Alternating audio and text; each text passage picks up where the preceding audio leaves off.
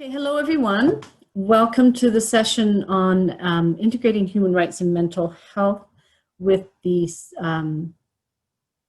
staff of Health Justice, Kendra, Milne, and Laura Johnston. Before we start, I want to acknowledge that we are on the shared and unceded lands of the Musqueam, Tsleil-Waututh, and Squamish nations, that the Law Foundation does their work in that area, and of course in other territories throughout the province where you're all situated. Just a couple of regular housekeeping things on webinars. As you all probably know by now, the questions if you have questions, put them in the Q&A and we'll monitor them throughout. If they seem relevant at the time, we'll probably, Kendra or Laura will answer them then. Otherwise, they've saved some time at the end for questions, and there's spaces throughout the session where there'll be some questions for contemplation and feedback. Okay, so I'll introduce Kendra and Laura and then let them say more or just start the presentation. Kendra's worked in many different organizations through her legal career working for social change. She's interested in health equity, human rights, and the social determinants of health. She's worked on human rights, gender equality, and done a lot of research recently with the CMHA on health and substance use policy. She has had cases before employment assistance tribunals, other level of courts, and all the way up to the Supreme Court of Canada. And she's an adjunct professor at UBC.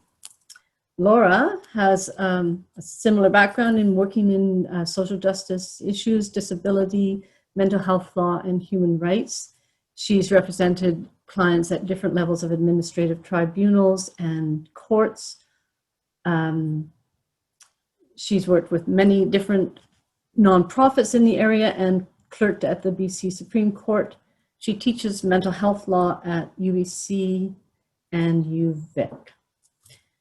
I think that's all the necessary things for starting, so I'll hand it over to you, Kendra. Thanks so much, Lois. I think that was more than what was necessary. It's always very awkward to sit through. Hi, everyone. Thank you so much for taking the time to join us today for this session. And please bear with us. I'm sure you're getting this a lot, but I find the webinar format a bit hard because we can't see you even for thumbs up and thumbs down and stuff like that. So we're trying to get over the fact that it feels a little bit like speaking into a void, but we'll do our best. There we go. Okay, so before we get started, thank you so much, Lois, for acknowledging the territory that the Law Foundation does a lot of its in-person work on, its staff at least. I'll just additionally acknowledge that Health Justice also often does most of its work in terms of its staff location. Right now, outside of the traditional unceded territory of the Coast Salish people, the Squamish, Musqueam, and Tsleil-Waututh. And right now, I'm actually on the traditional unceded territory of the Comox First Nation. And so just keeping that in mind as we move through this session. And in particular, I just want to flag for everyone the importance of keeping it in your mind and in your thoughts as we think through some of this work, because I think often when we think about sort of government systems and institutions that we run into in our work, that we really think is really clearly playing a part in ongoing impacts of colonialism and racism that Indigenous people and also other racialized folks might experience. I think we don't often necessarily think of the health system as part of that conversation. And often, sometimes we have conversations about the health system as an alternative to the criminal justice system. And certainly those are incredibly important conversations. But I think one of the things Laura and I want you to take in and maybe just spend some time thinking about today is the ways that institutions that we think and the staff in them really genuinely are often trying to help people, that's the intention of the system, can actually create harm. And the fact that that harm often goes beyond the individual actors, even though there might be we've seen some recently, some just really horrific examples of discrimination in the health system and in policing, but that it's about more than just those individual actors, the individual people who might have perpetrated that racism. It's often about the systems that those people are working within and the way systems and structures can kind of really reinforce racism and colonial structures in a way that has really catastrophic impacts on the health and well-being of Indigenous and other racialized people. So one of the things we really want to ask you to do today critically is think, like I think we're more comfortable doing around things like child protection and child welfare systems, really around the fact that those systems, in an effort to try to sort of manage risk in the immediate, in an immediate context, and people in those systems might well have really positive intentions. We know now that they actually do significant harm in terms of dismantling community and family structures. And cultural structures. And so just really thinking through the way that in this context, the mental health system sort of interacts with individual experiences. And so when we hear about individual experiences, really thinking critically about the role that the institution of the health system or the way we structure it and the laws that govern that might be influencing people's experiences at an individual level. In terms of a roadmap today, Laura is going to spend some time taking us through the current Mental Health Act, just so that you're aware what's in the Act and some of the critiques of the Act and areas around compliance with what's currently required in the Act, and also significant human rights issues that that come up because the Act is it has a real need to be modernized.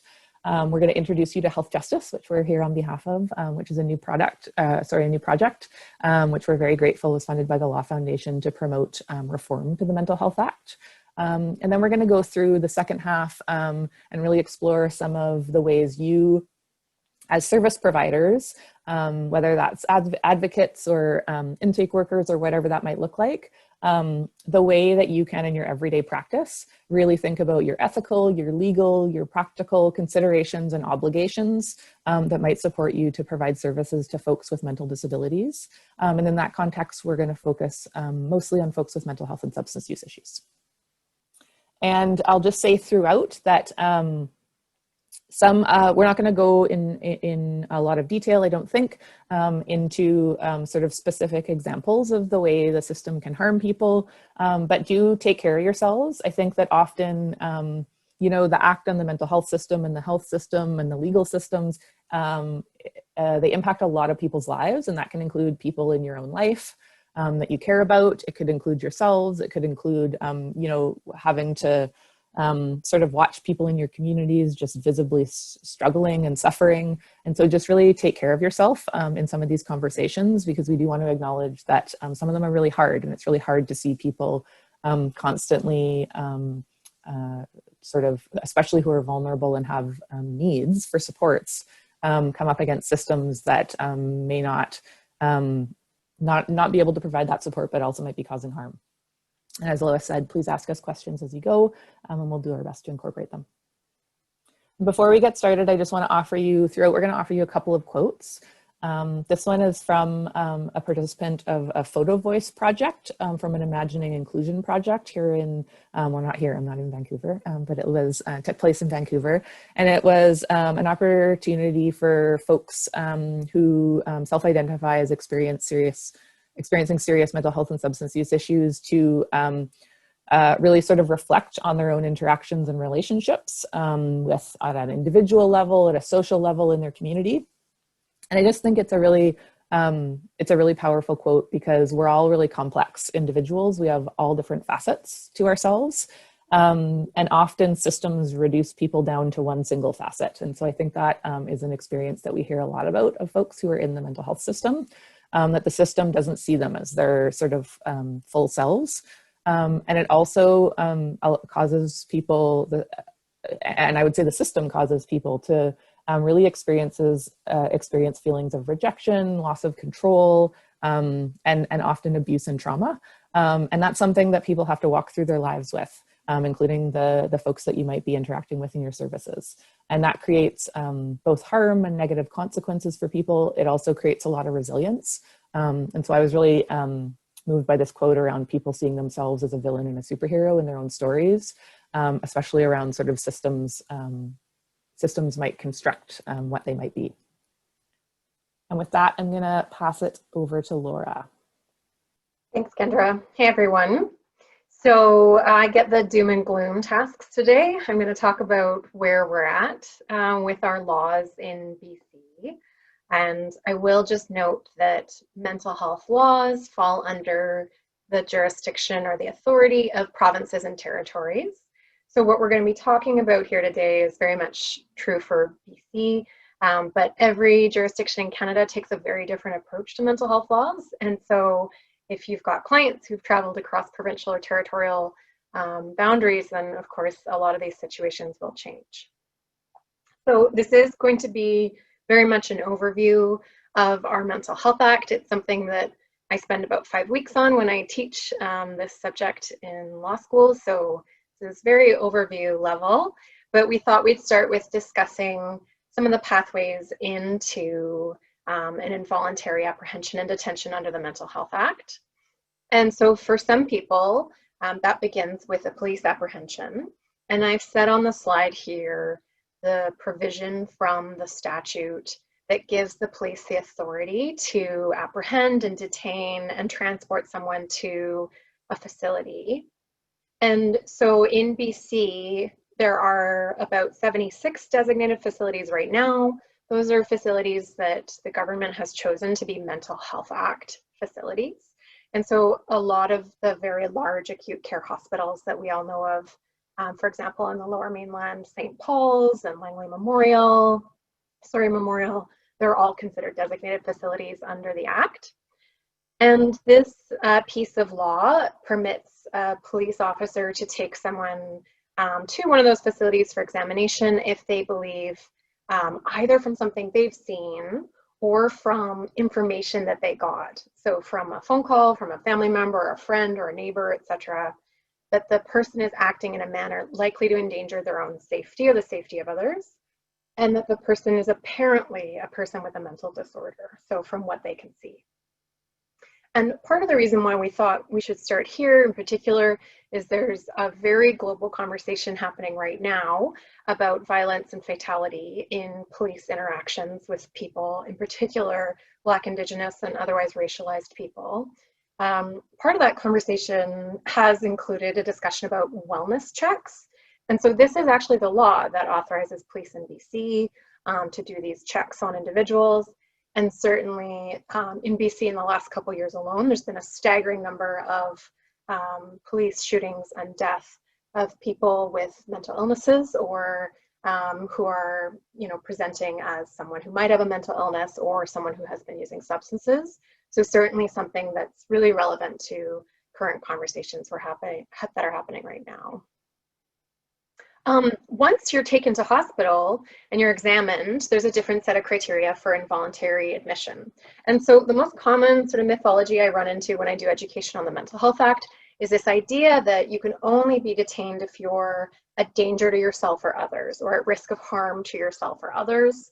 And although that used to be our law back in the 1990s and before that, in 1998, we actually expanded the criteria for involuntary admission and detention under our Act.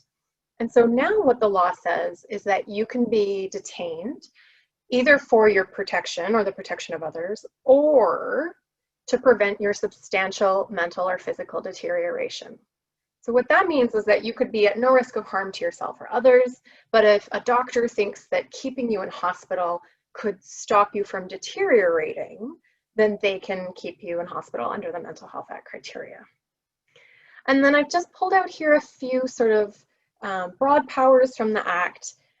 Firstly, to note that our Act says that while involuntary mental health patients are being held in psychiatric wards or facilities, they are subject to the direction and discipline of facility staff. The most common form of discipline that psychiatric patients experience are mechanical restraints that tie on your wrists and ankles and sometimes your head, sometimes chemical restraints like sedation, or physical restraints or environmental restraints, and then seclusion in small 4-foot by 8-foot rooms where people can be solitarily confined. I've also noted that we have some unusual law here in BC that says that while you're detained, all involuntary patients are deemed to consent to any form of psychiatric treatment. And so deeming provisions are, not super common in law. The time where you folks have most likely run into deeming provisions is things around service. So deeming means that it's not true in reality necessarily, but the law has created this fiction that it is true.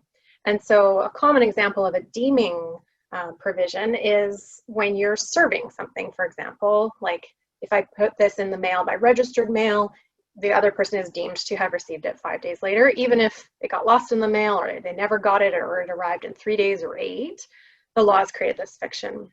And so similarly for involuntary patients, there's no question about whether or not they would consent to a specific kind of psychiatric treatment. There's no assessment to see whether or not they're capable of consenting to that psychiatric treatment or refusing it, or if they want an alternative. They are deemed to have already provided their consent to any form of psychiatric treatment.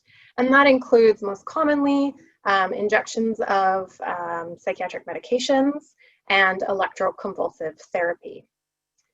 Because the law says consent already exists, another result of that is that even if someone was incapable of making their own decision in that moment because they're delirious or they're not able to understand and communicate, the law also excludes close family members or friends or trusted individuals in that person's life from making the treatment decision on behalf of the involuntary patient. So, for example, a parent of an adult child couldn't have a say in her daughter's treatment. A spouse couldn't have a say in his partner's treatment, etc. I've also noted here, which some of you might have run into, that under the Mental Health Act, involuntary patients can be placed on leave in a community setting. And so this is usually called extended leave. And essentially what it means is that someone still has involuntary status under the Mental Health Act and all these powers still apply to them.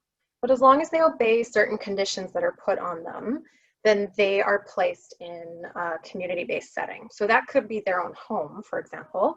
They could be doing their job and going about their day-to-day life and still have involuntary status on extended leave. But it could also be one of your conditions of leave is that you're required to live in this specific home or in this facility or in this boarding house, for example.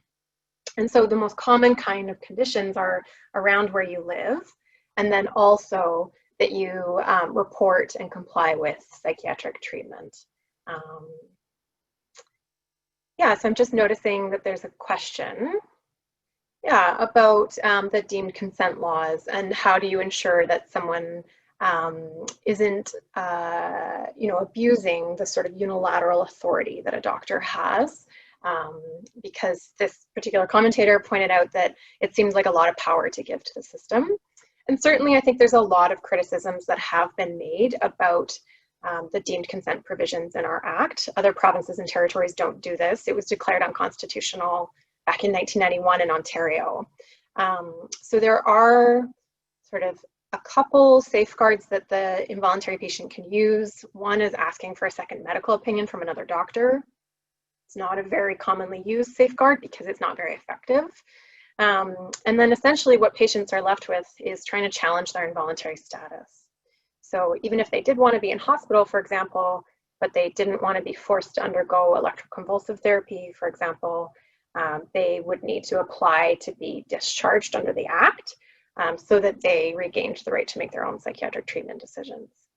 And one of the things we're going to be talking about a little later in the presentation is the fact that that amount of power and the reduced level of choice and involvement in treatment decisions for patients is an area that we're looking at in our project, and we're trying to come up with different ways that we can encourage reform of that particular law.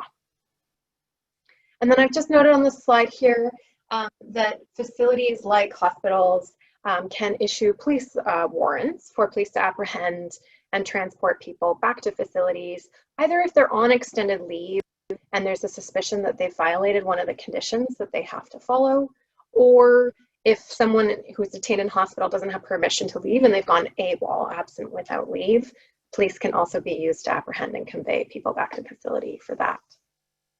Do you want to do the next slide, Kendra? Thanks. So as just a few notes, you can be detained under the Mental Health Act involuntary provisions at any age. There's no floor, there's no ceiling. And one of the things that we do have some data on is that youth populations, so detention of people under the age of 19 is the fastest growing population in the province in recent years. And certainly there's a very large amount of detaining older individuals who have dementia or Alzheimer's disease under these provisions. There's also a note I've made here that detention can be indefinite under this law. So there's no cap on the length of time that you can be detained for. You can be detained for the rest of your life underneath this legislation. And certainly, while most detentions are short-term, there are clients who've been detained for years under the Mental Health Act. That under this law, when you're detained, there are no automatic hearings to review detention.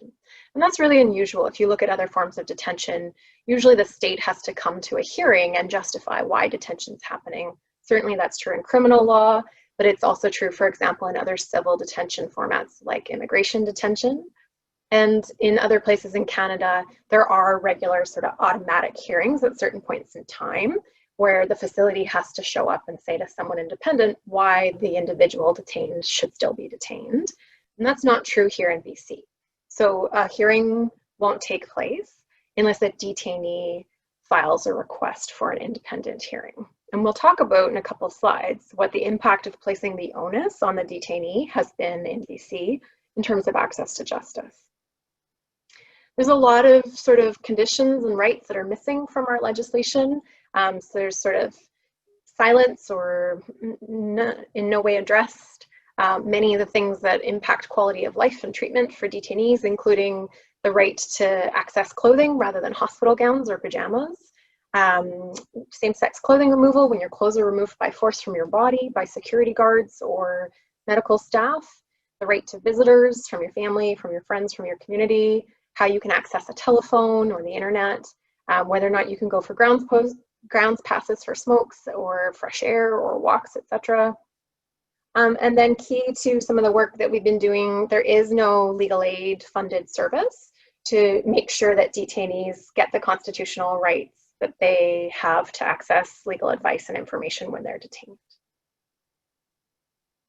Great, so I'm just going to talk briefly about Operating in Darkness, a research project that was also funded by the Law Foundation and published back in 2017.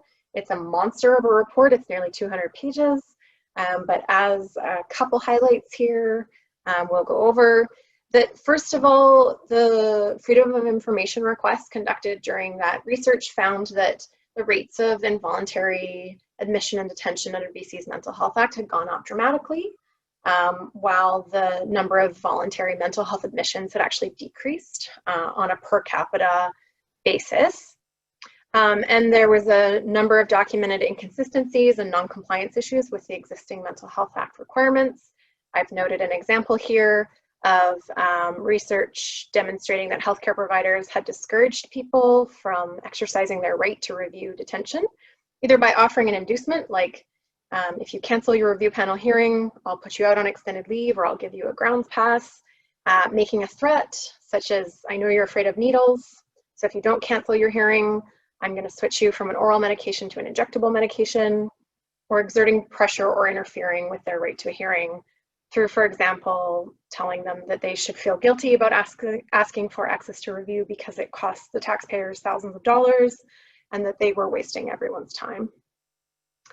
And then finally, the report also noted that even if all the Mental Health Act laws that exist right now were being complied with, that was not sufficient to fulfill all the human rights that were guaranteed in Canada under our charter. And in particular, for example, that there is no access to guaranteed legal advice when you are detained. Yeah, so there's been another question here. Why is BC so far behind other provinces, like Ontario, for example? And I have to say, this is something I'm asked regularly. And I have a lot of different ideas, and that's something we're going to touch on in a little bit. But in a nutshell, I think it's that, you know, there hasn't been enough upfront access to legal advocates and legal services. And so a lot of what's going on just doesn't get monitored, right? People don't notice when these things are happening outside of the detention system.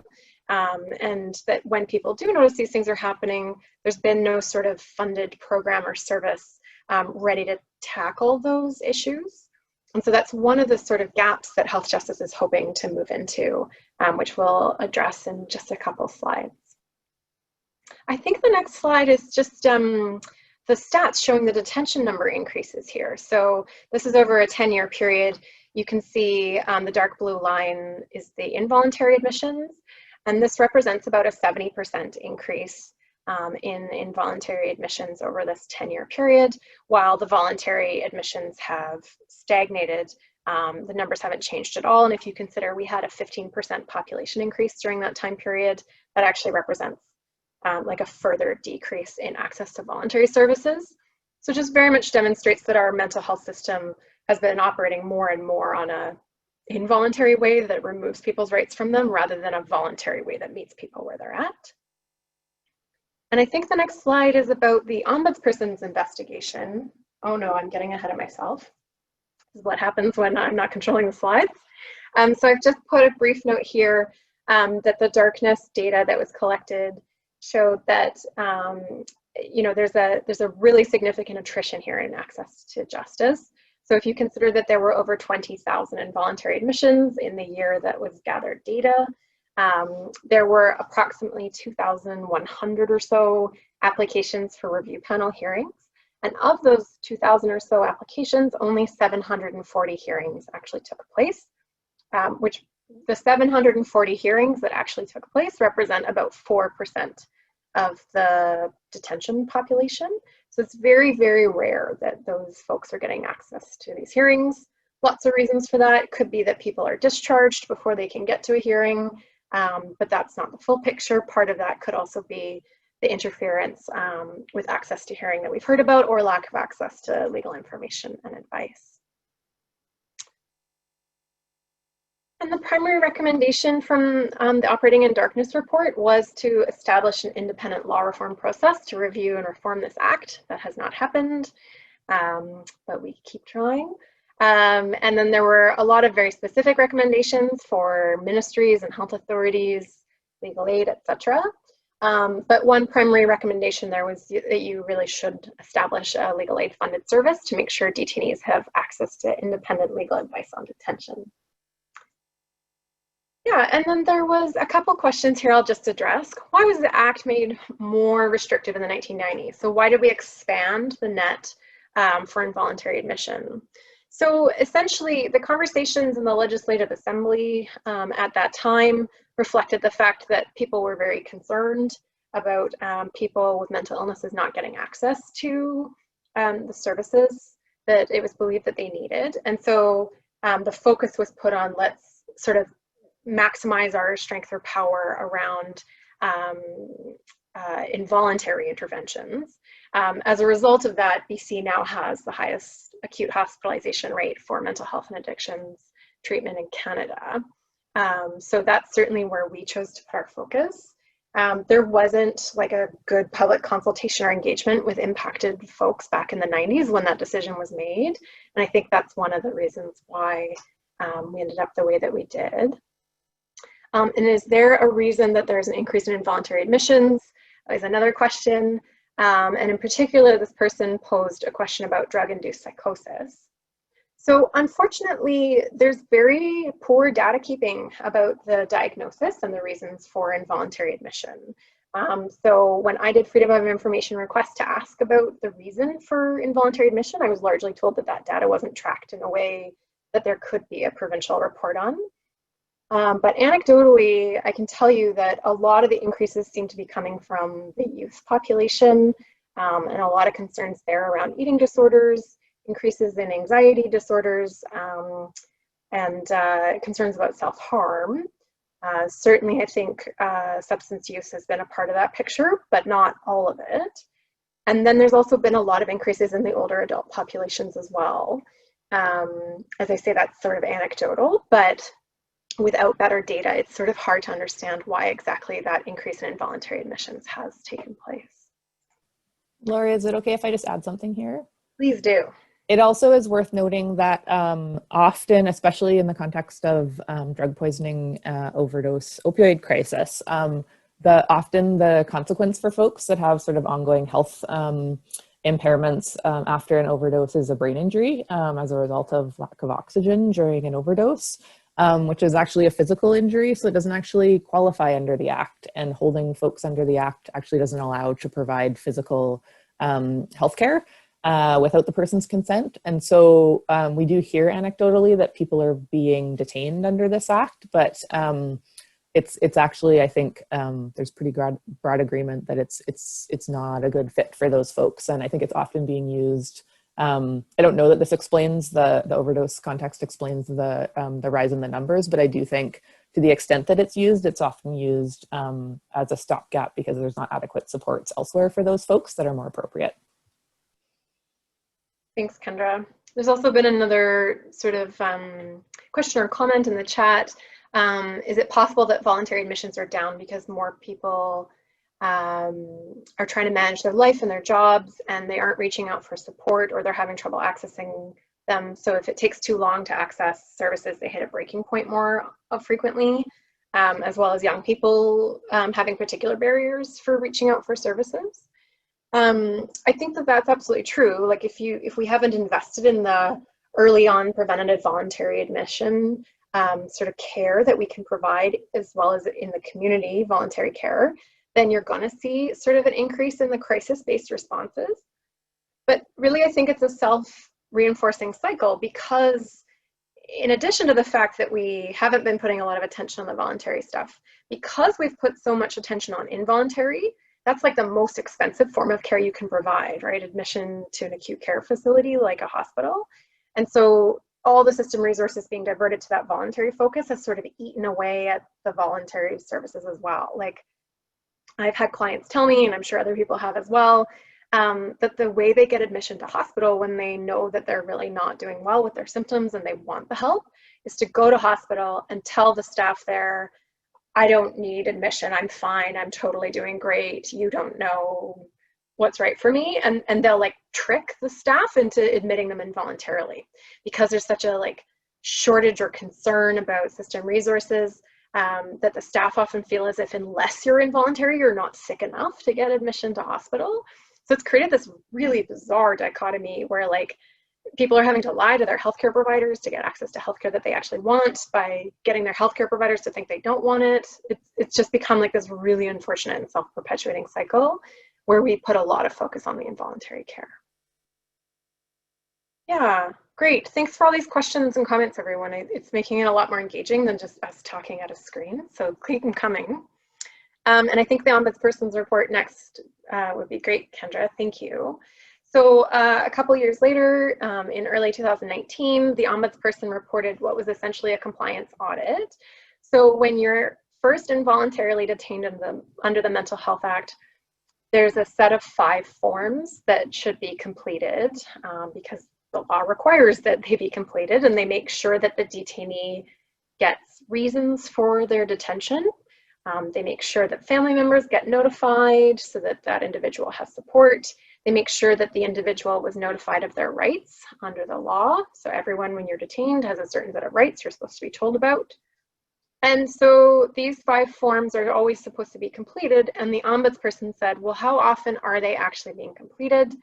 They sampled a bunch of data for 1 month across every health authority in BC. And the next slide has the results. But I will just also note that they had 1 extra year of data, the 16-17 year, and the increase in involuntary detention continued in that additional year as well. But I think in the next slide, it shows that only 28% of the time, the detaining facilities were completing the forms that they were legally required to complete under the Act. And the Ombudsperson was very concerned about this non-compliance rating, and noted that that was an extraordinary amount of state power to be exercised with very little oversight or accountability, and noted in particular that there was no sort of treatment form filled out for 24% of the patients, and that when it was filled out, less than 1% of the time was it actually the treatment being provided. Usually it was like a rubber stamp that just said any treatment at all. And then disturbingly for us to note as legal advocates and legal service providers, that there was no notification of legal rights on 51% of the patient files.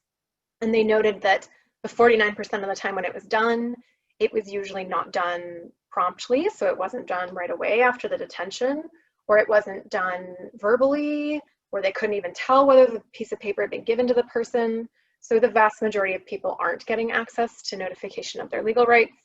And the Ombudsperson similarly echoed calls from community that government should establish a legal aid funded service to make sure that everybody gets provided with independent legal advice when they're detained, and set a timeline for the Attorney General, which was agreed to select the agency to deliver the service by November 2019 and have the service up and running for April 2020.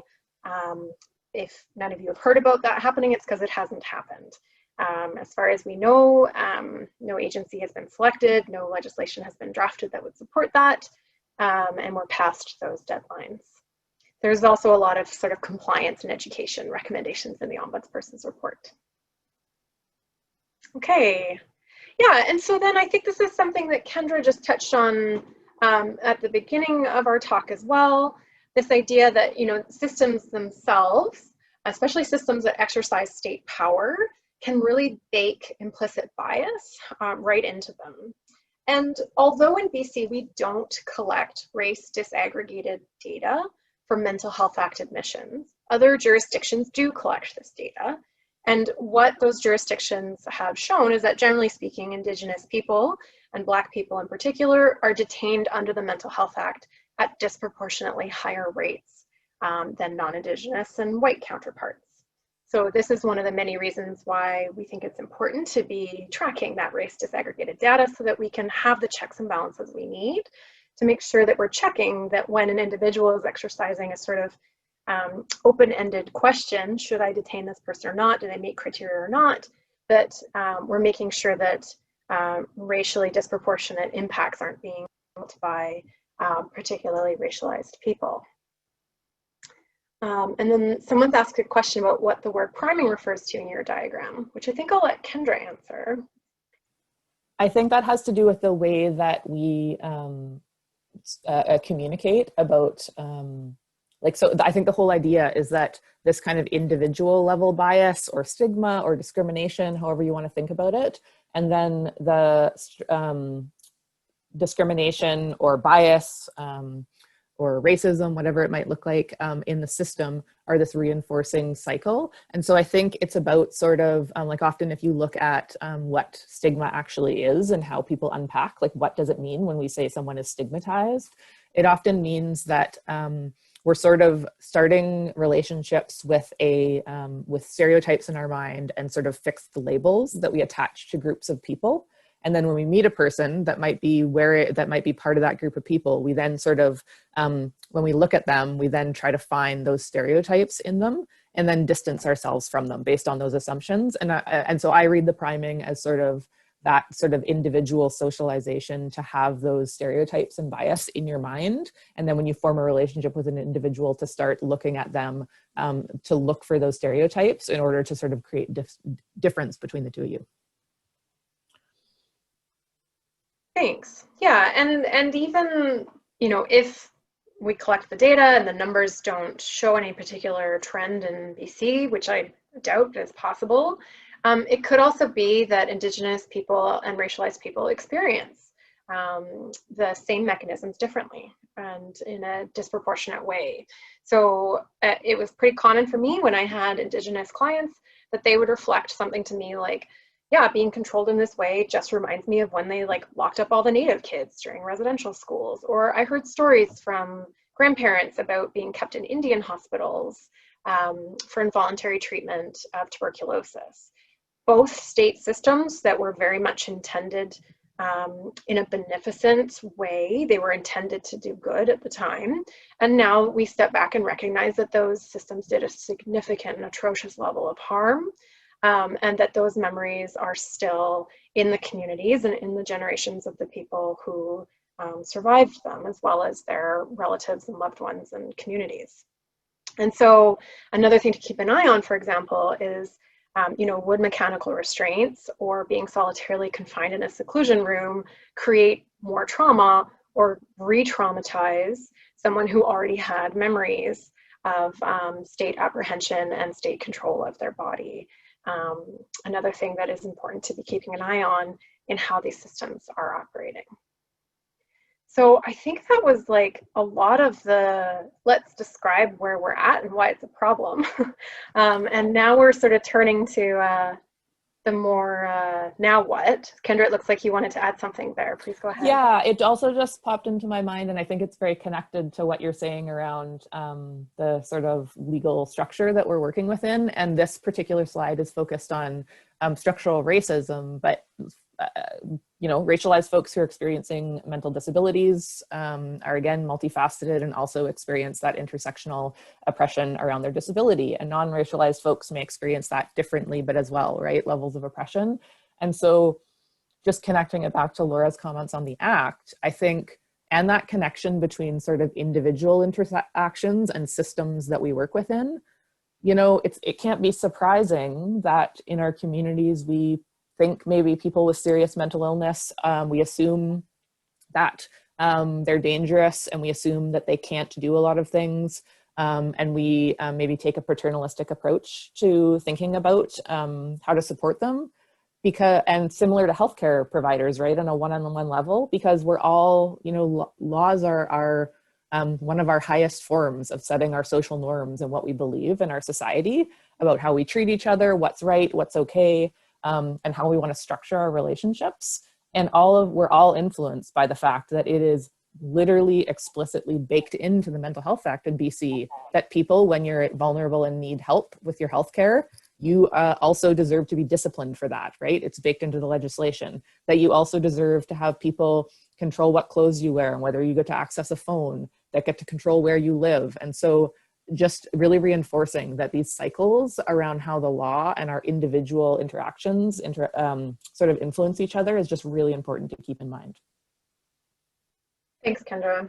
Yeah, I think, like, in addition, we've highlighted structural racism on this slide, but there is no doubt that all the different intersecting life experiences that someone has before they interact with a mental health system really change how they experience it. And so I think we could easily spend a long time talking about the sexism or paternalism involved in those systems. And for example, women being detained for their own good because they're vulnerable to violence in their communities, something that happens a lot in these systems. Or for example, how like an LGBTQ plus person would experience their healthcare being provided to them in this involuntary way, if they already have a history of trauma and losing control over their body and their decision making around their healthcare, for example. So I think there's lots of different ways in which these sort of implicit biases worked into our system could result in people experiencing, you know, a type of healthcare that actually alienates them further, right? Like when we're talking about that cycle of why has the voluntary gone down and the involuntary go up?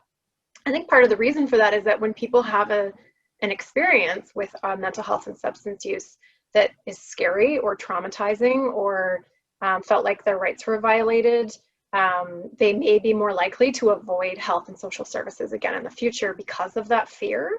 And so it could become like a perpetuating cycle where they're nervous about interacting with health services, stay away longer, it becomes more of a crisis, then it becomes more of an involuntary intervention and so on. So yeah, we've just highlighted here one of the experts among the group that is involved in leading health justice. She had this great quote where she was talking about how the treatment that she experienced when she was mentally ill and being detained under the Mental Health Act was so much worse than the illness itself, and talks in this really beautiful way about the scars that left with her and how those scars ran much deeper than the experience of mental illness itself. So I think at this point in time, we wanted to invite you, you know, we've been talking at you guys a lot, but to invite you to sort of reflect either on your own, how you may have seen health systems, and in particular, the mental health and substance use systems impacting your clients. And was that impact positive or not? Have you seen it done harm? Have you seen it help? And like stepping back and thinking about what you've seen in your own work. And of course, you're welcome to share those with us as well. We won't read names out, but if you don't feel like sharing, just reflecting on that for yourself. And I think we're going to take a few-minute break now. Or Kendra, did you want me to run through the next slide before we break entirely? No, I wonder if it actually might be okay just to take a short break to allow folks to think about this. And we are going to take a short sort of stretch bio break very shortly, but I think it's worth, really thinking through your sort of experiences in your own community and with your clients or with people in your family, and just thinking and reflecting on the things we talked about and if there's any connections coming to light for you. It's the kind of thing that we would normally do a discussion about, but. Do you want people to, even if it isn't for discussion, send you in those comments through the Q&A so you have them, or just reflect? I mean, I think we're trying to approximate a discussion. So I think if people have something they want to share, we can sort of provide a bit of a summary of what came up for folks, because it might be useful for others in their thinking. But it's not kind of an assignment that you need to sort of submit something to us. It's really just it's really trying our best to approximate the fact that I think just taking some time to turn our minds to, and that might be easier in discussion with each other when we're able to do that in person, and we can't do that right now. So just really taking some time to think about this and before we jump back to busy lives. So maybe we'll just like sit with quietness for a couple of minutes and allow everyone a few minutes to think about this. And if you feel like you want to put it in the questions, do so. And if not, that's okay too. Yeah, so there's some folks writing in about having experiences of having clients who say that they're hitting a breaking point, but they can't find help, and then saying, I can't get help, and now I'm worried I'm going to get admitted to a hospital. And people reflecting on sort of too many wait lists for someone to talk to. And that as advocates, you often feel as if you're in a position to have to do a lot of listening to people who are really struggling, but that might not be the job that you're particularly well equipped or have time to do, because your job is legal advocacy, right? Which is quite a different service and skill set. I don't know if you've looked at the chat, Laura, but I think there's a comment in Yeah, someone reflecting on an observation that from their perspective, involuntary hospitalization has been done more frequently when someone's abrasive or difficult, perceived as difficult. And this has led to over-hospitalization for people who are probably not a danger to themselves or others, whereas people who were perhaps more passive and less of a squeaky wheel, I'm going to use instead of the word that this individual used, which I totally hear and I'm fine with too, maybe those more passive people aren't getting the help at all that they need. That this might be a bit sort of responsive to behavioral issues as well. Someone asking a question about what happens if someone doesn't agree with the prescription a doctor has given them and the doctor won't change their medication. I'm not sure if this is in relation to mental health in particular, but yeah, it's for sure, I think, a widespread system and widespread issue in our health system that you can't necessarily demand specific healthcare from a healthcare provider. You usually get to say yes or no. I consent, I don't consent to healthcare that's being offered. But what do you do if the healthcare that you want isn't being offered to you? And there's nothing you can do to sort of compel a healthcare provider to give you something that you know would help your own health. Yeah, and then a lot of people reflecting on gaps to accessing services for mental health patients, I think is like super vivid and something that you probably see in your work regularly. When I worked at CMHA, one of the most common stories we heard, often from family members, was someone they really cared about was unwell and absolutely agreed that they were not well and that they wanted supports, and were absolutely voluntarily willing to reach out for supports, and faced, there are not a lot of options that are provided for you in the publicly funded system. It tends to be prescriptions through your GP for medications and a wait list for a psychiatrist. There's very little publicly funded counseling and other modalities of services. And then those loved ones reported their loved one in that 9 months waiting for to see a psychiatrist their loved one getting worse and worse and worse. And then, you know, as they get worse, maybe it gets harder and harder for them to like recognize that they might have a need, and they're literally kind of, because of their illness, losing some of their decision-making abilities. And that sort of, to be honest, I've had this happen in my own family. And then where that lands is either finally a police apprehension where the person is sick enough now to enter into the system, or the criminal justice system, right? And so this idea that we've invested and really made in lots of ways the entry point to services, removing people's rights and sort of pushing them to crisis points, which, I mean, happens in other systems as well, but it's just so viscerally evident in our communities when we see people, you know, like going to the ER and they get turned away, only to wait until they're iller. And then we sort of traumatize them in this way because the only way we provide them services is through this very, very coercive approach. Yeah, and as you were saying that, there have been comments coming in about people not being able to get access to health supports because they aren't considered like ill enough, or only having depression or anxiety. Certainly, I think there's a lot of focus in a mental health system on psychosis-related disorders and not as much on things like depression or anxiety. I've certainly seen that. And then some folks reflecting on, you know, how painful it is for family members who are really concerned about loved ones, like adult children or grandchildren, being ill or at risk of harm, but they can't get the help. You can't force someone into voluntary care, and that's why this involuntary system kicks in so readily in our province. In the meantime, Lois, there's some other comments about experiences of people who, like Laura was talking about earlier, the sort of mental health system, and often the kind of formalized like hospital system.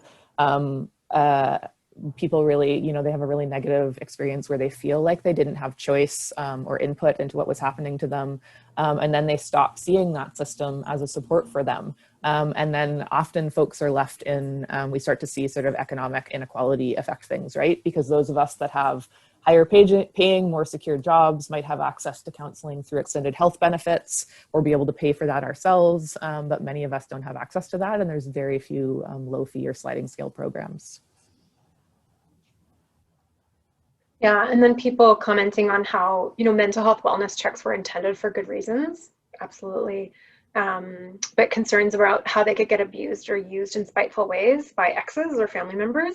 I have viscerally seen that. I've, in particular, with gender-based violence, seen men, you know, call police and say, like, my ex is crazy, you got to go apprehend her under the Mental Health Act. So it can certainly be used in that way. And then a lot of concern about, like, once the police arrived, you know, you've basically checked your rights at the door at that point in time, and how that's experienced by someone. And then someone commenting about common issues observed with their clients in the community is they don't feel that they have safe venues to make complaints or obtain second opinions about their treatment or their healthcare providers. Absolutely. Usually when I hear people who are like reluctant to interact with services, it's not that they don't want any service, it's that the service that's being offered doesn't feel safe or doesn't feel accessible for one of many very valid reasons. Yeah, and then great transition questions. How do we advocate for change? And is there a good model of care that works? Are there other countries we should be looking for? I think that flows us straight into our next slide. So we're very much at this place, I think now, you know, we've got this ancient law. It hasn't really been changed much in terms of its approach since 1964, except when we made it more expansive in 1998. And we've got all this research that shows that it's really harming people. So what now? And that was very much what this innovation law reform grant was about. And so that's what we're going to transition to now. So this question that I got asked earlier, which I said was on a slide because I get asked this all the time, is why has mental health law reform progressed in other places in Canada while it's stayed stuck in BC? And the two sort of answers I've suggested here, although I think there's plenty of answers, is that other provinces have advocacy organizations that are by and for people who have experienced involuntary and coercive mental health care, right? Over and over and over again, in systems changes, in civil rights movements, we see that the most powerful changes are pushed by people who are directly impacted, right? whether that's the women's movement or the gay rights movement or racial justice movements, etc., that really taking leadership from people most directly impacted is going to be the most likely way to produce change. And that in other provinces, because there is upfront legal aid to have an advocate go in and sit down with someone when they're detained and explain what their rights are and how they exercise them and help them to exercise their rights, but there's just more cases proceeding through court. And so some of you might have seen the Alberta Mental Health Act, which already has a lot more safeguards than ours, was declared unconstitutional a couple weeks ago by the Alberta Court of Appeal. And they're going to be making their act even better now because a case was able to proceed because Alberta has a mental health patient advocate office. And so we sort of looked around BC about this stuck place that we're in and noted that like there are some organizations that are trying to work in the space of mental health law and policy. Some of you might be familiar with Community Legal Assistance Society, but their contract is very much to provide an advocate or a lawyer to a Mental Health Act detainee who has already learned about their right to ask for a mental health review board hearing, filed an application to get a hearing, asked for an advocate, had a hearing scheduled, and had an advocate assigned to them. And as we saw from the data earlier, that's a very small proportion of the folks impacted by the Mental Health Act. Of the sort of 20,000 or so detainees, detentions that occurred that 1 year we had data for, about 740 people had a review panel hearing, and about half to 2/3 of those people got an advocate from CLAS. But CLAS isn't allowed to give people independent legal advice when they're detained. If they just call up CLAS's phone number and ask for that, there isn't a contracted service to provide that. And then the Canadian Mental Health Association BC division, again, provides a significant amount of great services, but since a lot of their funding is from health authorities and government, they have a more limited role in terms of systemic advocacy change, and hence health justice. And so I think we're just gonna take a break here, you know, go stretch your legs and get a drink of water. And then when we come back, the sunshine of the two of us, Kendra, is going to talk to you about how health justice is going to be trying to tackle these issues and how we can try to coordinate some of our work on that. Yeah, and then after that, I'll just flag for you that we're also going to spend a bit of time really thinking about how we sort of take that, you know, all of you are likely providing services or interacting with folks who might be impacted by the mental health system in some way. And so really think about how you as an individual actor working within a system that those folks might be caught in or harmed by, how you as a service provider can sort of really think critically about how you can make your services more accessible in order to try to build trust and make your services welcoming to folks that might have had these kinds of experiences in other systems. So with that, we'll maybe take like a 5-minute break and come back at 3:08. See you in a bit. All right. So hopefully folks have had a chance to have a little stretch or a snack or do whatever you need to do to get settled. I know this is a long time to sit in front of a screen. But as Laura was introducing before we took a little break, we're both working for a brand spanking new organization called Health Justice. We're a tiny little group of 3 staff now.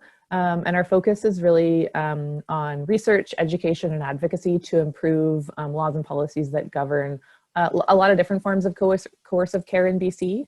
But we started with a 3-year grant from the Law Foundation to really look at ways to better support human rights for folks experiencing involuntary treatment for mental health or substance use issues under the Mental Health Act. So it's a really narrow focus, and it's an opportunity for us to do you know, a multi-year deep dive into a lot of the questions you've been asking around, you know, how did we get here? What other jurisdictions are doing better, and what can we learn from them? And you know, what would it look like to modernize our act, and what would it look like to really support human rights, and how can we sort of at that institutional legal level really better support dignity and human rights and equality for folks in a way that we hope will improve their experiences and also trickle down to start impacting some of their individual experiences in that sort of one-on-one implicit bias space. It's also something we're really proud of. So you don't often hear organizations talking about their governance model. But we, when we started the organization, you know, brand new organization with a clean slate is such an opportunity to really think about moving outside of sort of the usual models of governance, and really thinking about what serves our mission best and the issues that we're working on best. So we've come up with and are very much learning as we go on something that's called a shared governance model or a community engagement governance model. And we really think about, instead of the usual sort of board up here, then executive director, then staff sort of model, it really centers the experience and expertise of folks that we think are most directly impacted by the Mental Health Act in particular, and by coercive healthcare. So for us, that means that much of the work in our organization, and particularly the substance of our work, so recommendations we might be making, or how we might you know, engage with people who've experienced involuntary treatment under the Act and learn from their experiences in terms of what might have improved their experiences, or what worked well or what didn't work for them.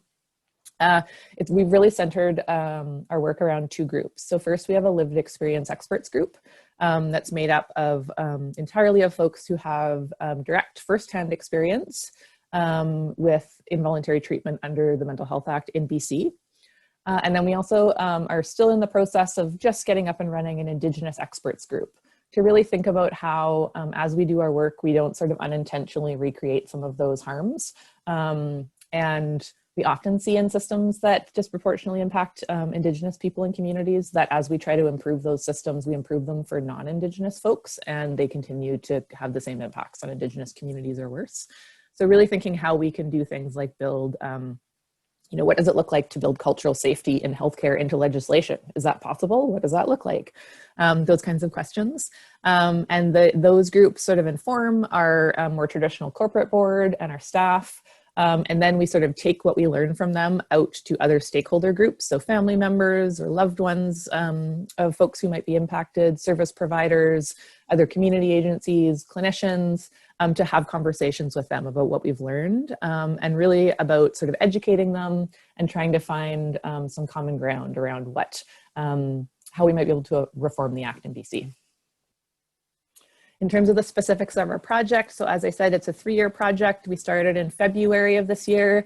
I'll tell you, it is a wild time to be starting a project in an organization, but we've learned a lot and are really just grateful to be able to keep doing it.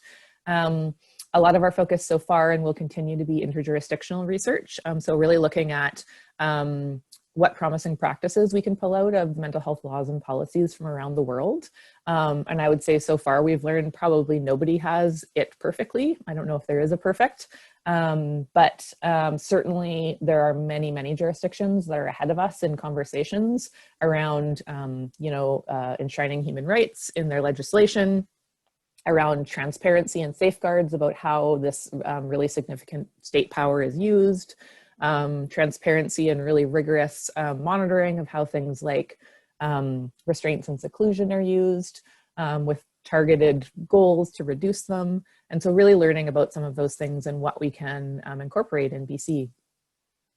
We're also doing, as I said, as part of our governance model, engagement, and quite deep engagement with people who've experienced coercive healthcare, with Indigenous organizations and health leaders, and then with other stakeholder groups that we know are important to talk to in terms of what might work well, and you know, avoiding unintended consequences in our work. And at the end of the day, we advocate for laws and policies that fulfill human rights guarantees. You know, our goal is to increase transparency and accountability and monitoring to ensure that when this significant state power is used, there are safeguards in place to make sure, or to catch situations where it may be being used inappropriately. And also for transparency. I think it's surprising to a lot of people that, you know, 15,000 people experience this in BC every year. And then finally, really to have a conversation about how supporting human rights and dignity and choice actually is very connected to evidence-based practices in terms of healthcare.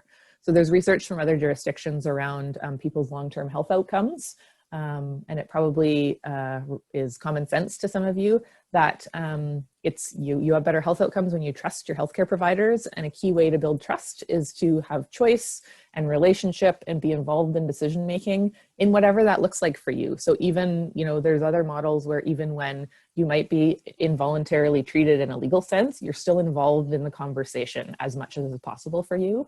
So really looking at how that we can bring that into law and policy in BC. So we're going to shift a little bit into what this means for your role as an advocate. And there may be some folks on the session that are not advocates or that are in different roles. And so some of this is pretty legal advocate focused, but I would say all of it is the sort of general themes. I think all of it you can bring back to your role and your organization to the extent that you provide service or interact with folks with mental health challenges at all. I think you can bring this back to your work and really think how you might be able to take bits and pieces of this and incorporate it into your work, because a lot of it is not, part of it is about things like professional ethical duties, but as service providers, everyone has a legal duty to make your services accessible to folks who have disabilities. And also, I just think there's things that we can all do to make services a welcoming space for folks who might be interacting with a lot of institutions that are not welcoming and are just not a dignified experience for them. And in terms of a principle that I think everyone can take back to their work, regardless of what your role is really thinking about the way you serve folks well and build trust with them, is really thinking creatively about ways that you can support choice and control. And so this particular quote is from Chris Cronk, who's an amazing facilitator with the Megaphone Speakers Bureau, and it's about homelessness. And obviously I do not in any way mean to suggest that everyone who experiences homelessness also experiences mental health issues or vice versa. But I just find it was in the context of panhandling and why it's sort of a question to him about, should you give folks who are experiencing homelessness money? What if you're worried about how they're going to spend it versus food? And he talked a lot about what it was like to live in a system and in a world where so many of his choices were restricted. So, it was dictated for him where he slept, how long he could sleep, that he had to leave where he slept because he was living in a shelter during the day, what he could eat, clothes were what was available at sort of free clothing sources, and talked about the power of someone trusting him with the choice to give him cash and what that meant to him to be able to use that for whatever he wanted. And I think that just really resonated with me in terms of, I think, principles we can take back to a lot of services when we're working with folks who are marginalized by big systems that really limit their choice and their control in their lives. And so the sort of main thing we're gonna talk about some specifics, but the big picture thing I want you to take away is to really be thoughtful about how you, in all sorts of ways in your work, can not be another institution that folks end up coming into interaction with that, again, sort of limits their choice and control in their lives, and ways that you can, through often pretty small shifts, allow them to have a little bit of choice and control. And a lot of it, if you were at I didn't see the whole thing, but if you were at Myrna McCallum's session on trauma-informed practice, there's a lot of practices that are very common between the two practices around just supporting folks that may have had a lot of decisions made for them or dignity and control taken away, the ways that you can be really creative about trying to give that back to them.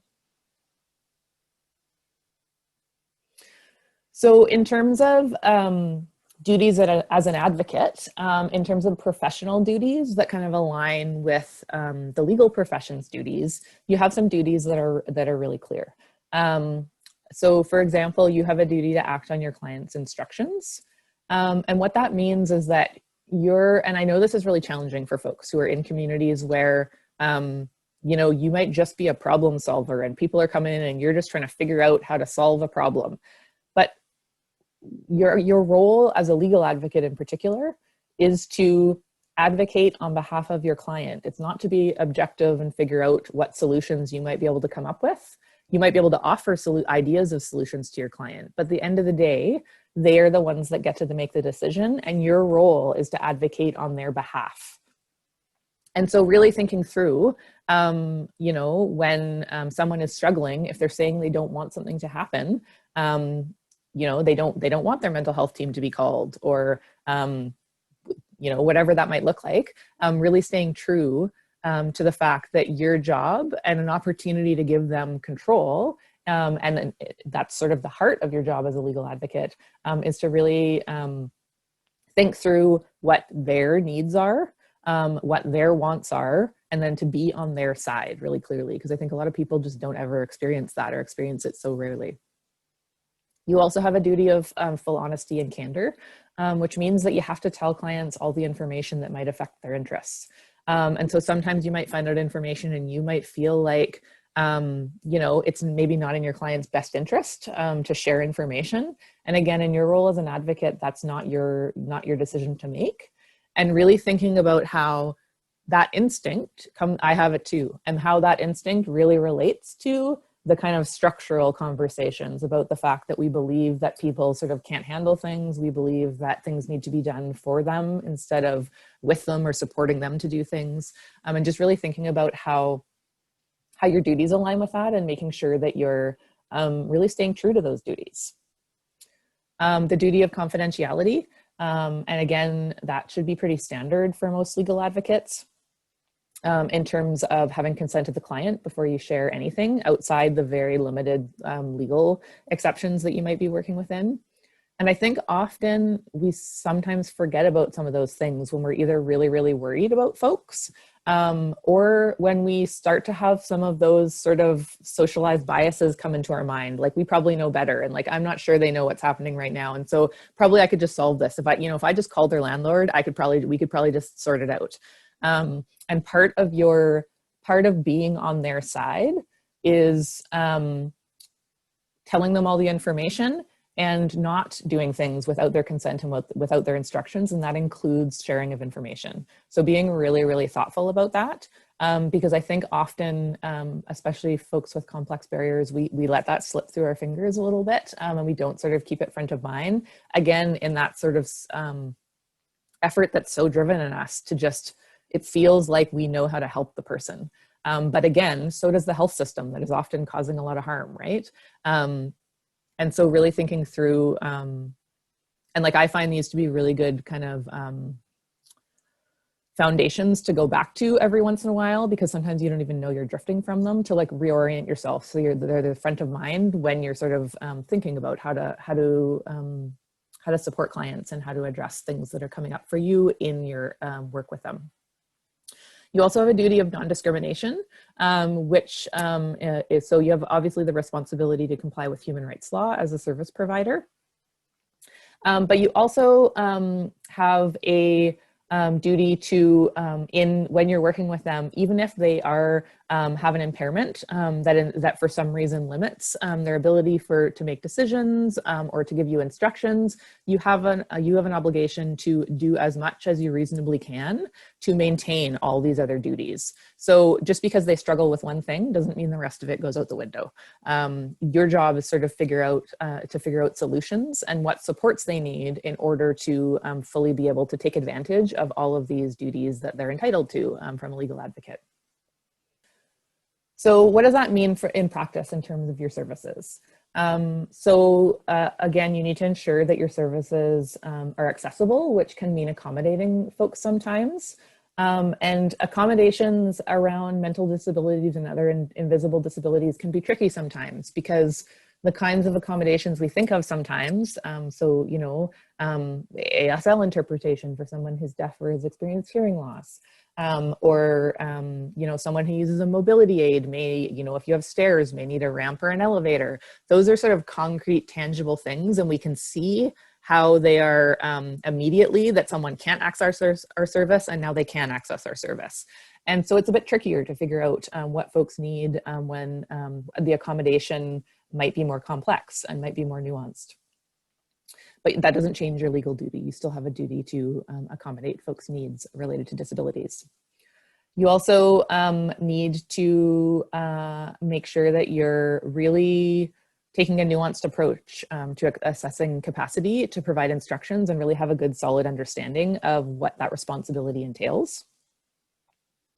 And then again, fulfilling your obligations around, being on the client's side and maintaining confidentiality and candor, sharing all informations, and really thinking about how, as I said, some of those things, how your own values and your own judgments and your own interactions with systems and, social pressures and the way we're socialized can come into play in terms of, wanting to help people if you view yourself as a helper, which many of us do, feeling like you're a problem solver, so you believe you can figure out what the client needs, and those sort of internal values in ourselves or traits in ourselves can cause us to drift from our professional duties sometimes. So just, really monitoring those things and continuing to check in and revisit your duties and how that's going for you and how you're ensuring that you're adhering to them in your practice. In terms of accessibility of legal services, many of you may know this, but as a service provider to a service that's open to the public, advocates and organizations they work within are covered by the Human Rights Code. And so that means that you can't provide your services in a way that is discriminatory for really any reason that's connected to specific aspects of a person's identity, and that includes mental disability. And again, many of you may know this, but often what it means to actually provide equal access to service is to treat people differently and really think about what barriers that person needs and what supports you might be able to provide or need to provide in order to ensure they have meaningful access. So again, that's clearer in some cases. So maybe it's a ramp for someone who uses a wheelchair for mobility, and it can be a bit trickier to identify what is needed. But again, it's an opportunity to give a client choice and control because you can just ask them. And sort of thinking about, often if you ask, what do you need to be accommodated? They may not know what that means, or they may not know how to answer that. I don't know if I would. But we're gonna go through some very specific questions you can ask yourself and ask your client about whether or not they might make your services more accessible to them. And then often also keeping in mind that you're often working in an individual level, and depending on your role in the organization you work within, you may or may not have the ability to change some of the structures that you're working within your organization and the structures your organizations are working within. And often the way we approach things is really baked into the standard way we provide services, or what office work looks like, or what client service looks like. And so really thinking through and being thoughtful also about sort of how those things might influence your work. So in terms of accessibility, this is something to ask yourself, but most importantly, this is something to ask your client early on, and probably more than one time, because, depending on a level of trust and comfort with you, if you're someone who has not been given choice or control the first time you get asked if you would like to exercise choice and control, you might not, because you might not know that you're safe. You might not know what the consequences of that might be. Sometimes people are worried they might lose access to services if they express a need. So just continually revisiting these things with people that you're working with. They're really basic things, but things like, the timing of your appointments you're making with people. If you're noticing, or if because you have documentation that's related to their issue, that someone has, uses substances, or maybe has is taking mental health medication, or really any kind of medication, asking about what time of day works best for them can sometimes be the difference between them being, it can have significant impacts on their capacity to give instructions. Things like what your rules are around lateness and missed appointments. If you have a policy that if someone misses an appointment with you, they don't get another appointment because you're very busy and you have lots of clients. What that really means is that you're ensuring access for folks who are able to make appointments on time, and folks who, for a bunch of reasons and a bunch of barriers in their lives, might not be able to, don't have equal access to your services. Big things around things like explaining why you're taking notes. So if you've been in the mental health system, they're documented, like on a psych ward, they're documenting everything you do and they do constantly in your health record. And so being really clear about why you're taking notes, what's going to happen to any notes you take, that they're going to be confidential. If they're going to be shared with anybody, who it will be. If they're going to be shared with consent, being very clear that it will be with your consent and you'll know what's happening. You know, methods of communication, you can ask them sort of, you know, is it more helpful for me to write this all in a letter for you, or even just quickly in a document in bullet points? Is it better for us to talk about it? Is it better? Email is really hard for some folks with brain injuries and they'd prefer to talk by phone. So really just asking what works for them. Repeating things, including checking in all these things, language you're using, both in terms of making sure they understand it, but also in terms of not using stigmatizing language, presence of support person. So there's a list here, right? And I would just say all of this is about, all of these to me are the equivalent of someone who uses a mobility device needing a ramp. These are the ramps for people who experience mental disabilities, and particularly who have had interactions with the Mental Health Act and the mental health system that have really limited their choice and control. This is what is required for you to accommodate their disability, because this is what is going to make your services accessible to them. And advocacy relationships in particular really require a level of trust, and this is what's going to allow you to build that level of trust. We'll just talk about one more of these specifically.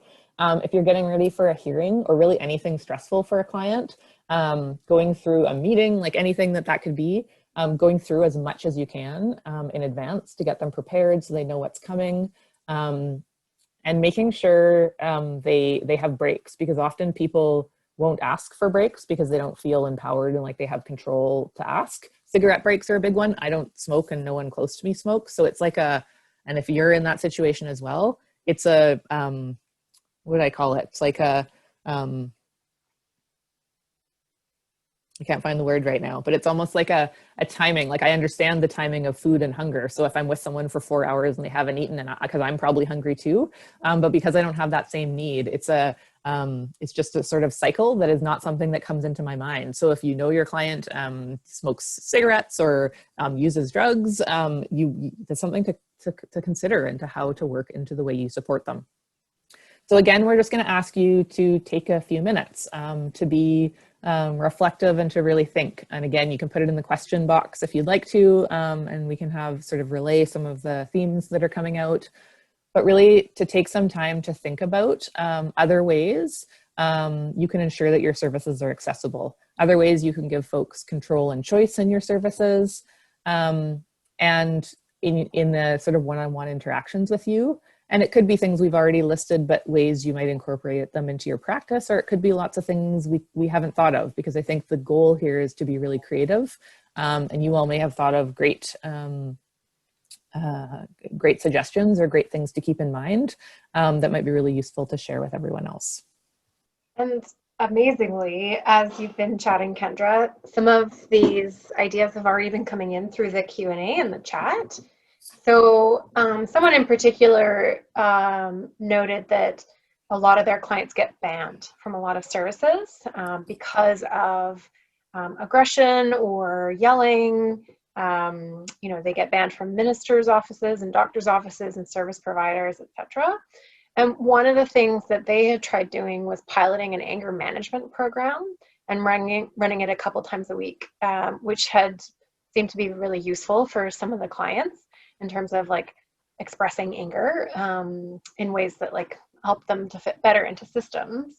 But of course, always asking that question of like, yeah, what is the effect of banning someone? And if you're banning them in relation to a behavior they're engaging in, I don't know that this is true in what this advocate is seeing, but for example, some people with brain injuries have a lot of disinhibition in terms of anger management because of their brain injury. And so what does it mean to ban those folks, and what could the impact be? And, obviously we all need to be cautious about safety and workplace stress, etc. But are there other ways around that, like this anger management pilot that they were trying? And that's such a great point, because I think also, as people get banned from all those services, many of you might experience that you become the kind of last door, right? And so like, what do you do when you have someone who clearly has health needs but has been banned from health services? And it's sort of, the options become more and more narrow for them. And more, I suspect advocates and folks working to serve those people probably feel more and more pressure to try to get them what they need. And so I think, yeah, really thinking through, for me, I'm not super comfortable when people raise their voice, particularly men. And so for me, it was a really good practice early in my career to really think about when I was feeling like my shoulders were going up because someone was raising their voice, you know, is this directed at me or is it about their situation? Because often people express a very valid amount of anger and rage about the systems and the way they're being treated in the world. And really trying to sort of separate those things because that was helpful to me to be able to gauge risk. And certainly I think, like Laura said, we're not suggesting to put yourself in risky situations, but just to think about, and like when people are angry, if there's something you can do to support them through it, right? Like, is it possible to take a break and come back another day, or like things like that? Yeah. Another sort of reflection here someone had of a really challenging situation where a young Indigenous man was released from a psychiatric hospital and sent home on a ferry, and he later died by suicide. And one of the suggestions that this person had was, you know, having a cultural advisor or someone to go pick him up at the other end of the ferry, like even if it wasn't someone with a lot of psychological credentials, could still have perhaps been like a really important part of the safety plan for that young man. Yeah. And then someone commenting on the challenges where, you know, a lot of these sort of labels or diagnostic thresholds to get access to services or funding can make it really hard to identify when someone has a mental disability. So someone reflecting in particular on the fact that to qualify for community living British Columbia services, there's only very narrow categories that you basically fall into, and that this person had observed a client with fetal alcohol spectrum disorder, which of course as a spectrum related disorder has like such a wide variety of impacts on people and their abilities, that it could be really challenging for service providers to understand the concept that like someone could be very impacted by FASD, even though they didn't qualify for the threshold level of CLBC services. And then a really challenging question. How could you support a client that keeps insisting that you make all the key decisions, despite, you know, the advocate repeatedly making efforts to review options and explain that it was up to the client? And when the client kept saying like, no, it's you decide. What could we suggest about that, Kendra? That's a very good question. I don't know if I have an answer to that. I can tell you that you may have already tried this if you've been in this situation. But I have, with clients, spent some time talking about why I can't make the decisions. And then again, opening up the conversation about what would support them to be able to make the decisions. Like, do they have someone, and again, it's a careful line, right? Because you don't want to be taking instructions from someone else in their life. But I'm a believer that, especially to stay in that kind of the role of an advocate, I would prefer them go talk with someone else they might have close in their life and make decisions with that person than for me to be doing it, because I kind of don't want that power dynamic to develop.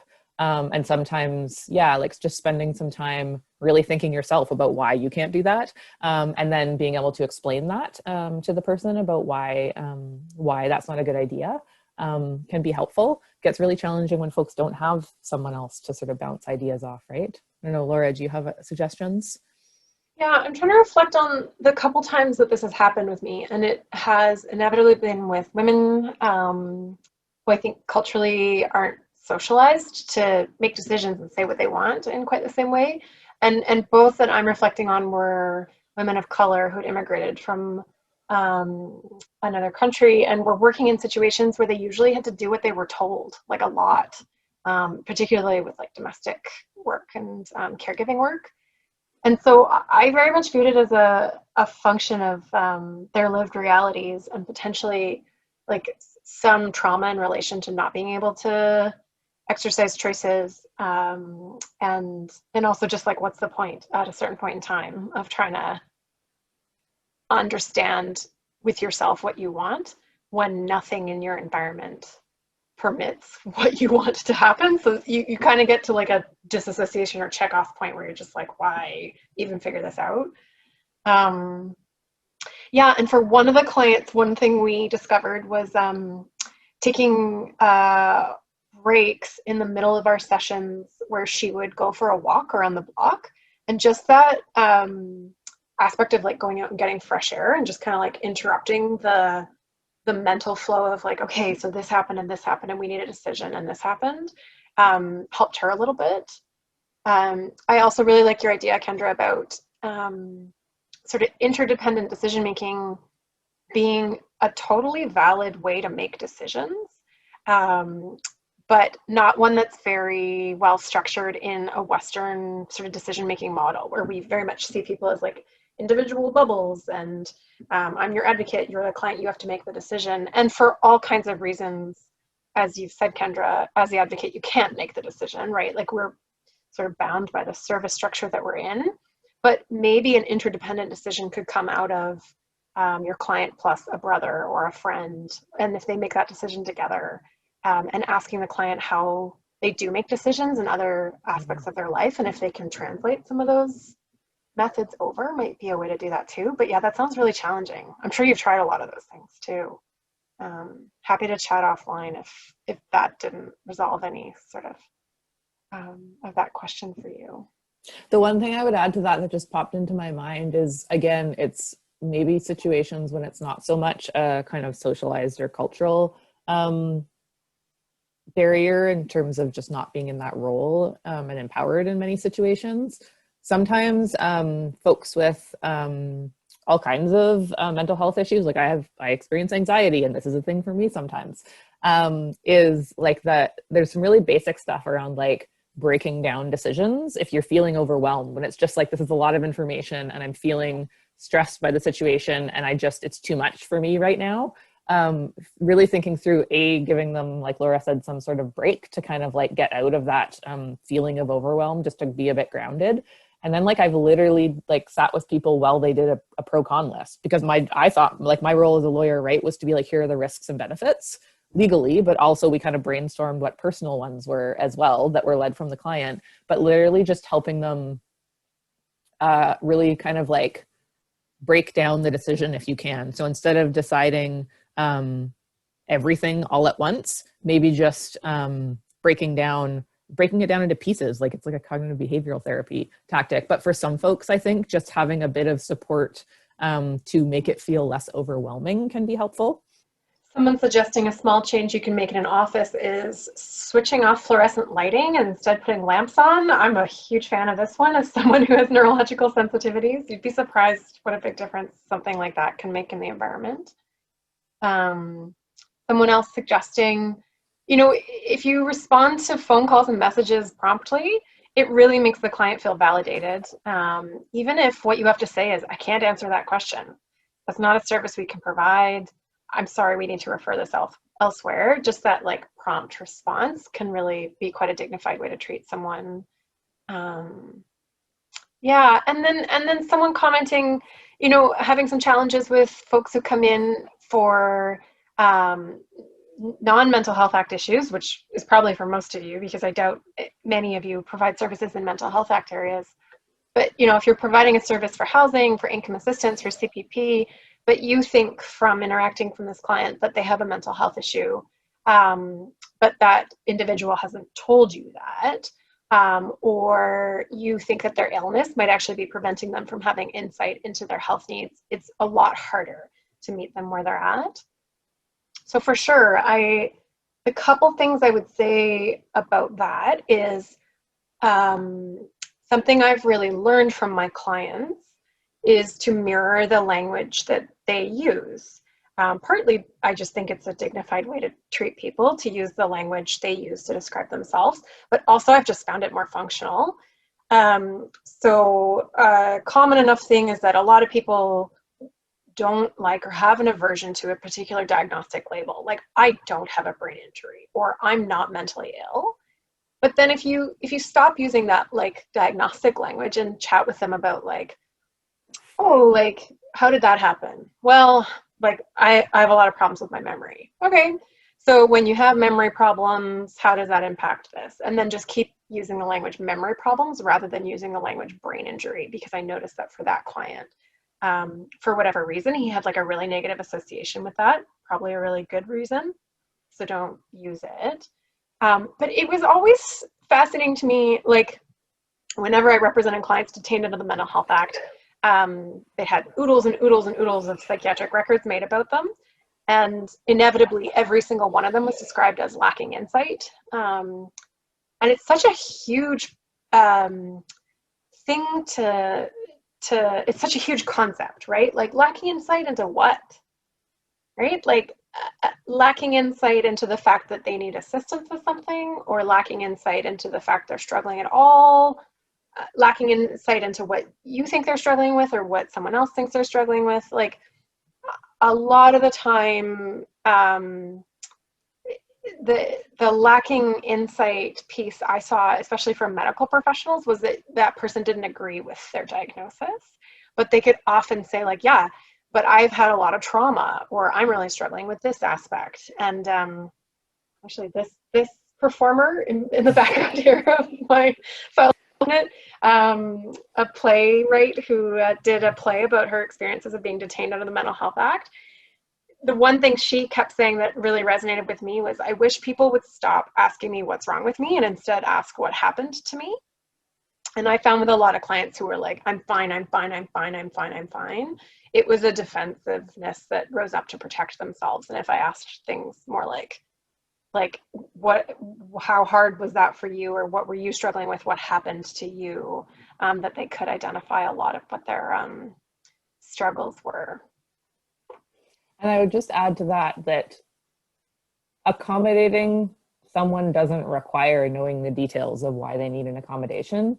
And a lot of the things, and you might have heard about this, if I don't know if Myrna covered this in the trauma-informed practice workshop, but it's also a really common thing around cultural safety is you don't need to be like, I know that person has been traumatized and now I'm changing the way I do things for that person.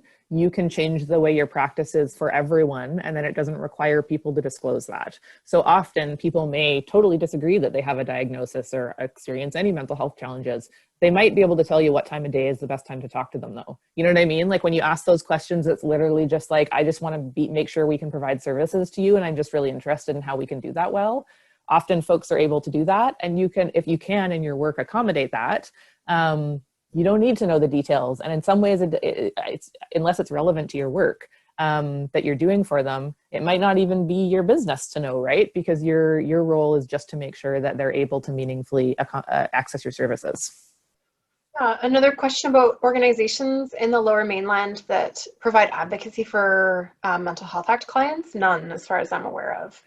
It's a really big service gap, and one that, you know, we've been advocating to Legal Aid BC and letting government know, etc., is a huge, huge, huge gap, but essentially none. And Access Pro Bono has tried to fill that gap with a phone clinic. So there is a service where you can call, leave a voicemail, someone will call you back, book an appointment a couple weeks out with a volunteer lawyer to talk to you about your rights under the Mental Health Act. So that service is available, but my understanding from APB is that it's been really hard for folks to get through that kind of a setup where there was that many steps to take to get through to a lawyer. And then this is a great question. Suggestions when a client is taking a lot of time talking about topics that seem irrelevant to what you're there to meet them for, and trying to think of ways to put an end to it because time is super limited, but also being respectful about it and not being rude about it. Such a big challenge. And this was actually something Myrna McCallum addressed in her session as well earlier. Like, again, try to download choice with the client as well, to say sort of like at the beginning of meeting with someone, you know, we've got 40 minutes and these are the things that I'm hoping to talk to you about. is it okay if we talk about these things? Like right up at the front, asking for their buy-in and agreement to the topics that you've set out for your meeting.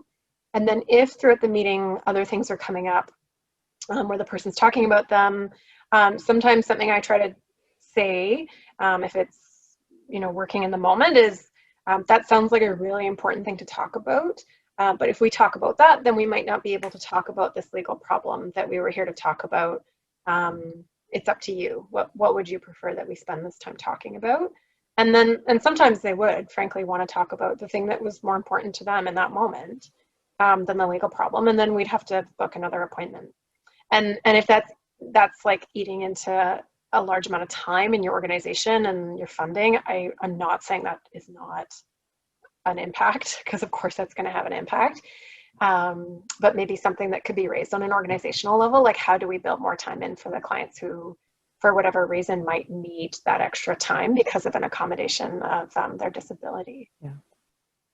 I also think, and this of course is not going to be the case for everyone, but you know, if you're doing what Laura suggested around at the beginning, laying out how much time you have and what you're hoping to get through, you can sometimes you can ask people right up front to be like, is it okay, you know, if I feel like we're running low on time, is it okay if I interrupt you? Are you comfortable with that? And we can talk about like how to spend the rest of our time. Like, again, it's the offering choice. And like, I'm really struck by this because as we do this governance model, we're consistently grappling with these difficult questions and what are we going to do? How are we going to involve the lived experience folks? And then finally at the end of like all this wheel spinning, we're like, oh, we'll just ask them and they'll tell us how they want to be included. And I think sometimes, yeah, and again, it's not going to work for everyone, but I think actually a lot of people are totally willing to be like, yeah, they're accessing your services because they have a need and they want to, you know, solve that problem or whatever it is, the need needs to be met. And so just again, figuring out ways to give them control in how that happens, because then it's a much different dynamic than interrupting them and being like, oh, this is tangential, I need to bring you back, because you kind of got their permission in advance that that's okay and you built some trust there. Thanks so much, everyone, for such a lively discussion. Those are all the Q&As, Kendra, so we can just wrap up with our last couple thoughts here. Yeah, I think we have, whoops, that's backwards. Don't worry, we're not doing any more of those slides. The only thing that I think is really useful just to cover quickly is capacity to provide instructions. So just in terms of like technical law around capacity is all capacity assessments. So the ability of someone to make a decision to instruct you on something, or capacity to make a healthcare decision, it should be a similar test. It's context specific. And so what that means is no one is incapable for everything or capable for everything. It's about whether or not they're capable for the particular decision that they need to make that day. And it's also can change over time. They don't need to be capable to make that decision for the next week. There just needs to be a moment of time where they're capable of making the decision and can communicate that to you. And so it's really important to remember that, because things like, you know, what time of day appointments work for them, that can fundamentally change. And also that just because they weren't able to make a really complicated decision, they might be able to make simpler decisions. So really thinking about where choice and control, and here the law requires that they have as much choice and control as possible. And so like really I sort of approach it as, you know, do people understand the question I'm asking? Do they understand the pros and cons or risks and benefits I'm telling them? And if they understand both of those things, then it doesn't matter if I disagree with the decision. It doesn't matter if we all get to make bad decisions in our lives, right? And we all do. And so even though that might be really challenging, other people's opinions don't determine it. Whether they can or they can't, it's up to you to sort of say, do they understand the question I'm asking? Do they understand what might happen or not happen if they make the decision that they're making? And if they understand the consequences, then it's their right to, again, have control and choice to be able to make that decision for themselves. And I think I said at one point that the person has to communicate the decision to you, but that was actually like totally inaccurate, because one of the really important parts is that someone being unable to communicate it to you is actually, it's not a ground for deciding that they're incapable. So you need to figure out a way to know what they're communicating. But there's different ways to accommodate that, to ensure that they're able to communicate it. And the fact that they can't communicate it to you because maybe they've had a stroke, or they may be nonverbal, or whatever that might look like for them, doesn't mean that they don't have the ability to understand the question and the risks and benefits of the option that they're choosing. And then again, we'll just bring you back to that sort of overarching question around sometimes how are we really internalize bias that's really reinforced by the systems we work within. So really thinking through, you know, are there ways to support the client, and also are there ways to really question whether or not there's something going on with our feelings about the client's decision, and whether or not that's getting in the way.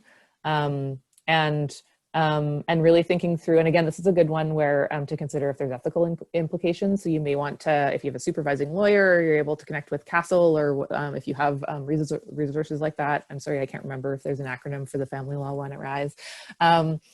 That really thinking through, is it FASL? FASL and FASL. I should have known that. But really thinking through sort of, like what supports you might be able to have to walk through some of this, because it's a challenging thing to navigate the best of days. And I think it's a really challenging thing when we have these little, niggling feelings that we're socialized to have about not thinking that's the best for the person, or thinking maybe they don't really understand the consequences of this decision, because like I wouldn't make the same decision, or I would think those were worse consequences than this person seems, but if they understand it, that's their right to make, right? So really thinking through how you can take advantage of the resources that you have. Again, things like support people, but really like to continue to go back to that question of what your role and your duty is as an advocate and a service provider, and what, just trying to separate out a little bit and question sometimes what your own assumptions, how they might be playing into the situation. I think I might be talking about two slides at once. And I am, there's the competing values that you might be feeling. So things you might be uncomfortable with, things you might be, I don't know, Laura, if you want to talk at all. I've heard you say really kind of compelling things about particularly like discomfort when people are just saying really bizarre things and assumptions about what's true and untrue. Yeah. For those of you who've taken a session with me before, I usually play a true, false, what does it even matter sort of game. And so in working with clients who are under the Mental Health Act, it's really common for them to tell me things that I notice myself making judgments about. And it was just a helpful exercise over the years for me to start, I think first, when I recognize that I'm making a judgment, just acknowledging that I am, right? Like when someone tells me I'm Bob Dylan's sister, my immediate thought is, I don't think that's true. Like, I think that's a delusion, or I think that's a hallucination. And like, maybe that's true. I don't know much about Bob Dylan's extended family. I have no way of knowing whether or not that's accurate. Or if someone tells me something like I communicate with my family through a microchip in my head, I think that sounds bizarre. I think it's not true. And again, just sort of like noticing in myself when I'm making a judgment, and then just trying to say like, all right, I've made this judgment. Is it useful for the job I'm doing right now? Or do I just let that one go, right? And one of the things I've noticed is that when I make a judgment about something being bizarre or untrue, is that I tend to like ignore it. I'm just like, it's making me a little uncomfortable. I'm kind of recoiling away from it. Like, I'm gonna keep talking about what we were talking about and not talk to you about the microchip in your head. And over the years, I've learned that if I pause and ask the question like, oh, what are those conversations like?